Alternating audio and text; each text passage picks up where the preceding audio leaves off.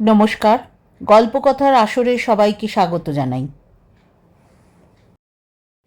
অরুণোদয়, আজ তারই তৃতীয় পর্ব। আজ শুনব তাওয়াংয়ের কথা। দিরাং থেকে প্রাতরাশ সেরে গতকালের মতো একইভাবে পথ চলা শুরু হলো পাহাড়ি আঁকাবাঁকা রাস্তা ধরে। আগেই বলেছি আজকের গন্তব্য তাওয়াং। 140 কিলোমিটারের পাহাড়ি রাস্তা। পথে পড়েছিল সেলাপাস, একমাত্র পথ যেটা অরুণাচলের তাওয়াং ডিস্ট্রিক্টকে ভারতের সঙ্গে যুক্ত রেখেছে।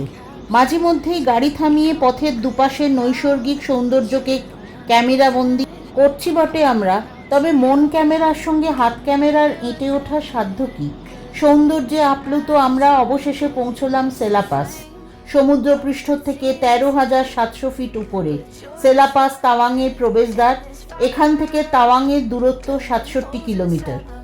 অক্টোবর মে মাসে এখানে বরফ পড়ে, কিন্তু আজ 26শে মে দূরের পাহাড়গুলো ছাড়া বরফ দেখা গেল না। তবে ঠান্ডার তীব্রতা গরম জামাকাপড়ের পরতভেদ করে সোজা যেন হাড়ে গিয়ে বিঁধছিল। তিব্বতী বৌদ্ধ ধর্মাবলম্বীদের এ এক পবিত্র স্থান। তারা বিশ্বাস করেন আশেপাশে 101টির মতো পবিত্র জলাশয়ের আশেপাশে ছড়িয়ে ছিটিয়ে রয়েছে। তারই মাঝে অন্যতম সেরা এই সেলা লেক। বছরের অনেকটা সময় এই লেকের জল বরফ জমা থাকে, তবে আজ সে তরল। এই সৌন্দর্যও বড় কম নয়। তীব্র রোদের ছটায় চিকচিকে স্বচ্ছ জলরাশি যেন অবোধ শিশুর মতো খিলখিলিয়ে হেসে উঠছে। আবার মেঘের দল খেলতে খেলতে সূর্যকে যখন ঢেকে দিচ্ছে, জলের মুখও বুঝি ভার হয়ে যাচ্ছে। নিরন্তর এই খেলা দেখতে দেখতে কোথায় যেন হারিয়ে গিয়েছিলাম, কিন্তু আরও যে পথ বাকি, সময় লাগবে অনেকক্ষণ। এখান থেকে গেলাম আমরা যশবন্তগড়, রাইফেলম্যান যশবন্ত সিং রাওয়াতের স্মৃতিসৌধ। 1962 সালের নুরানাং যুদ্ধের 17ই নভেম্বর উনি শহীদ হন। তারই বীরগাথায় গড়ে উঠেছে যশবন্তগড় পোস্ট আর যশবন্তগড় ওয়ার মেমোরিয়াল। বলাই বাহুল্য, এই মেমোরিয়ালটি পুরোটাই ইন্ডিয়ান আর্মি পরিচালিত। সুন্দর ছোট্ট একটি পাহাড়ি জনপদ যেন গড়ে উঠেছে প্রকৃতির কোলে। আমাদের পুরোটা দেখতে সময় লেগেছিল বেশ খানিকক্ষণ। যশবন্ত সিংকে যুদ্ধে সাহায্য করেছিল সেলা আর নুরা নামের অসামরিক দুটি মেয়ে। সেই সেলার নামেই এই পথের নাম সেলাপাস। এখান থেকে গেলাম আমরা নুরানাং ফলস। এই জং শহরের 2 কিলোমিটার উত্তর পূর্ব দিকে ফলস রোডে অবস্থিত নুরানাং ফলস। একে জং ফলস বা বংবং ফলসও বলা হয়। 100 মিটার উঁচু থেকে গভীর গর্জনে আকাশ বাতাস কাঁপিয়ে ভীষণ দাপটে আছড়ে পড়ছে ধোঁয়ার মতো জলরাশি তাওয়াং নদীর কোলে। এ হয়তো তার নুরার বীরগাথাকে খর্ব হতে না দেওয়ার অঙ্গীকার। তাই তো নুরানাং যুদ্ধের যশবন্ত সিং এর আর এক সাহায্যকারিণী নুরার নামে এই জলপ্রপাতের নামকরণ। ছোট্ট একটি হাইডেল প্ল্যান্ট, যা জং হাইডেল প্ল্যান্ট নামে পরিচিত, এই জলপ্রপাতের পাদদেশে অবস্থিত। ফলস দেখার আগে আমরা অবশ্য দৈপ্রাহরিক আহার সেরেছিলাম একটা ভালো রেস্টুরেন্টে। অরুণাচল প্রদেশ এসে এমন খাবার ব্যবস্থা সত্যিই অবাক করেছে আমাদের গাড়ির চালকই আমাদের পথপ্রদর্শক। স্বাদে অনন্য, আপাদমস্তক বাঙালি থালি। ভিড় দেখেই অনুমান করেছিলাম এই রেস্তোরাঁর প্রসিদ্ধির কথা। খাবার খেয়ে তারিফ না করলে অন্যায় হবে, তবে এটিও মহিলা পরিচালিত একটি রেস্টুরেন্ট। নুরানাং ফলস থেকে এবার আমরা সোজা পৌঁছলাম হোটেলে। বিকেল হয়ে গেছে, ঠান্ডার দাপট মন্দের ওপর ভালোই। আমাদের হোটেলের নাম তাওয়াং হাইটস। রিসেপশনে বেশ ভিড়। সময় লাগলো সমস্ত ফর্মালিটি শেষ করে ঘরে ঢুকতে। হোটেলের রিসেপশনটা উপরে, ঘরগুলো নিচে, তবে লিফটের ব্যবস্থা আছে।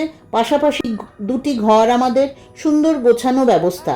এক চক্কর এদিক ওদিক ঘুরে নিলাম। তারপর আমাদের নিয়মমাফিক চায়ের আড্ডা, রাত্রে ডিনার, তারপর গভীর ঘুম। এ তো এখন আমাদের রোজনামচা। পরের দিন, আজ আমাদের প্রতীক্ষিত সেই বুমলা পাস দর্শন। দলাই লামা এই পথেই প্রথম ভারতে প্রবেশ করেন তিব্বত থেকে।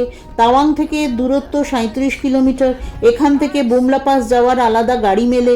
গাড়ি পিছু ভাড়া 5,500 টাকা, আর চাই ইনার লাইন পারমিট। সেসব ব্যবস্থা তো আগেই হয়ে গিয়েছিল। গাড়ির ব্যবস্থাপনাও হোটেলের দায়িত্ব। কাল রাত থেকে শুরু হয়েছে বৃষ্টি। এখন অবশ্য বৃষ্টি নেই, তবে একটু তাড়াতাড়ি ব্রেকফাস্ট করে আমরা বেরিয়ে পড়েছিলাম বুমলা পাসের উদ্দেশ্যে। ভাঙাচোরা রাস্তা দিয়ে মেঘ সরিয়ে গাড়ি চলল। সর্পিল রাস্তার প্রতিটি বাঁকে নতুন নতুন প্রকৃতি যেন ধরা দিতে লাগলো আমাদের সামনে। হঠাৎই এক জায়গায় এসে গাড়ি থমকে দাঁড়ালো। গাড়ি থেকে নামার নির্দেশ পেলাম। অঝোরে বৃষ্টি হচ্ছে তখন। সামনেই ছোট্ট একটা মিলিটারি ক্যান্টিন। সেখানে পর্যটকদের সেবায় বিনা পয়সায় ম্যাগি এবং কফি বিতরণ করছে আমাদের ভারতীয় সেনাদল। 1962 সালে এই পথেই ভারত আক্রমণ করেছিল চায়নার পিপলস লিবারেশন আর্মি। বর্তমানে এখানেই border personal meeting point, China এবং ইন্ডিয়ার উভয় পক্ষের অনুমতিক্রমে। 2006 সাল থেকে এই পথেই চলে চায়না ও ভারতের বাণিজ্যিক লেনদেন।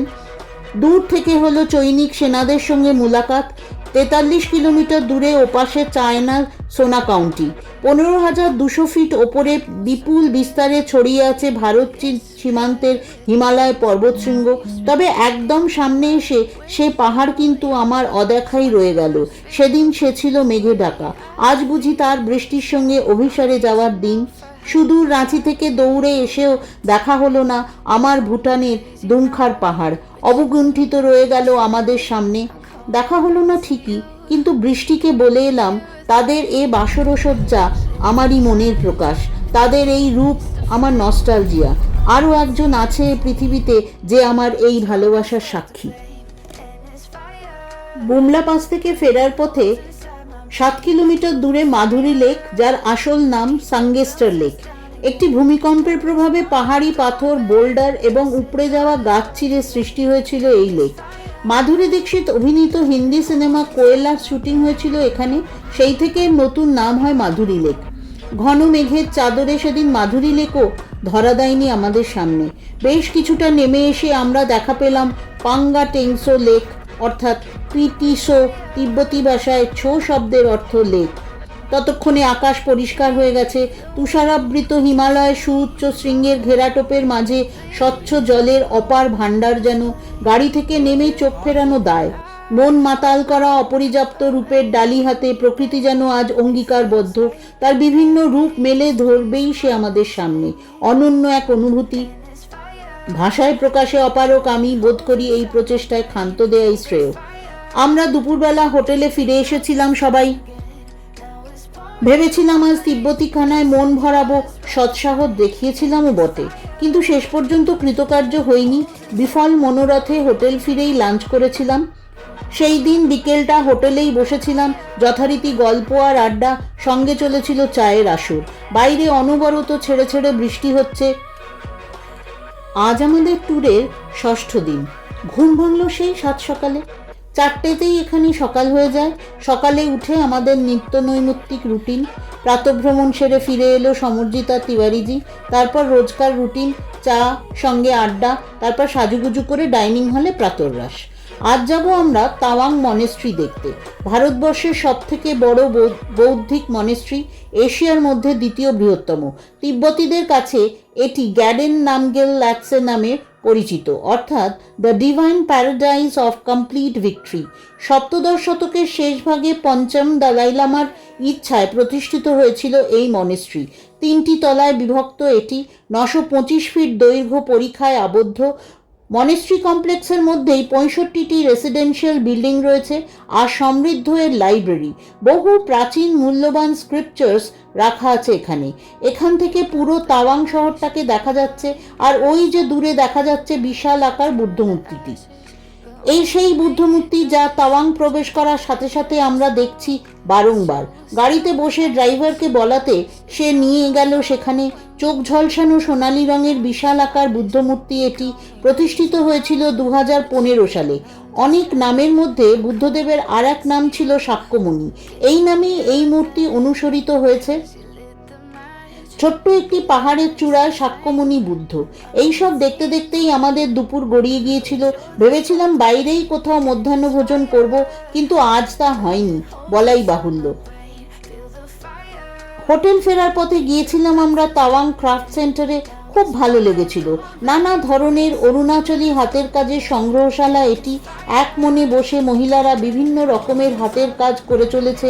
মুখোশ, কার্পেট, গহনা, আরও কত কি। কিছু নিদর্শন আমরাও ভরে নিলাম আমাদের ঝাঁপিতে। হোটেলে ফিরে এসেছিলাম। তারপর আমার শরীরটা এখানে আসা অবধি ঠিক জুত নেই। হাই অল্টিটিউড সিকনেস, ওষুধ খেয়ে চলেছি, কিন্তু শরীরের অস্বস্তিটা কিছুতেই যাচ্ছে না। তাই দুপুরে না খাওয়াকেই সমীচীন মনে করলাম। বাকিরা খেয়ে এলো ডাইনিং হল থেকে। সকালটা রোদ ঝলমলে হলেও বিকেল থেকে শুরু হলো আবার বৃষ্টি। এবার আমরা যাব তাওয়াং ওয়ার্ড মেমোরিয়ালে লাইট অ্যান্ড সাউন্ড শো দেখতে। আমাদের ড্রাইভার ভাই আগে থেকেই টিকিট কেটে রেখেছে। মাথার উপর ঝরে চলেছে অবিশ্রান্ত বৃষ্টি। 6টায় শুরু।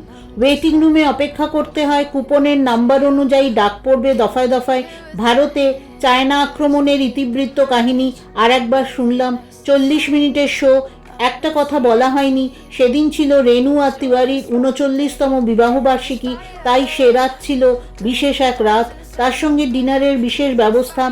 শুভরাত্রি সবাইকে। আজকের মতো এ পর্যন্তই। দেখা হবে পরের পর্বে। নমস্কার।